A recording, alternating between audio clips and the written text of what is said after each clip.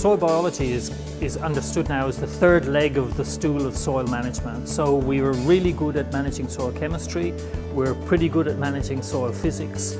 We have now an understanding that soil biology is really critically important to good soil management, to sustainable soil management. Using compost under vine is certainly helping our vineyard, being a wine grape producer.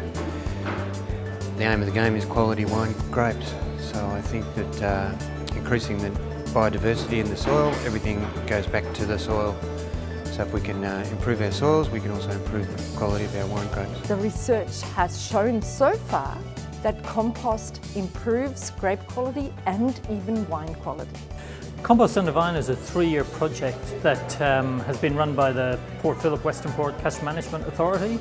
It's looking at trying to change the normal practice under grapevines, which is usually managed by herbicides. So it results in bare ground, bare soil.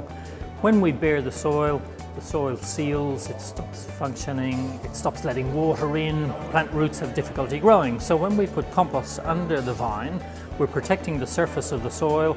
We're also allowing that compost to break down and go into the soil and feed the soil organisms and allow them to do their work to improve the soil health.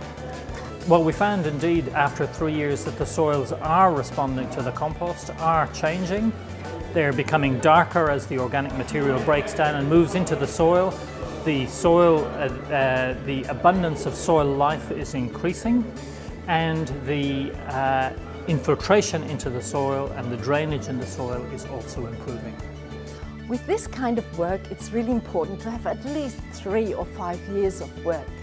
We have now only done 1 year of grape data and have already seen such tremendous improvement, and it would be really important to show this over 3 years so that we can give the growers the factual information with which they have confidence to spend the money for compost.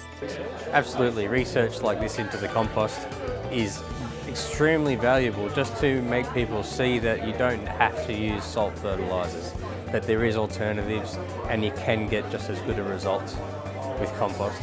Mulch gives a long-term effect and we need a long-term perspective with it, but right here and now as we put the mulch on, we need the data that gives us some support in understanding that what we're doing for the long term gives us some good effects. So today was really important to have some data that helps us to understand technically what we're doing so we can apply it in a practical sense for best result for what we're doing.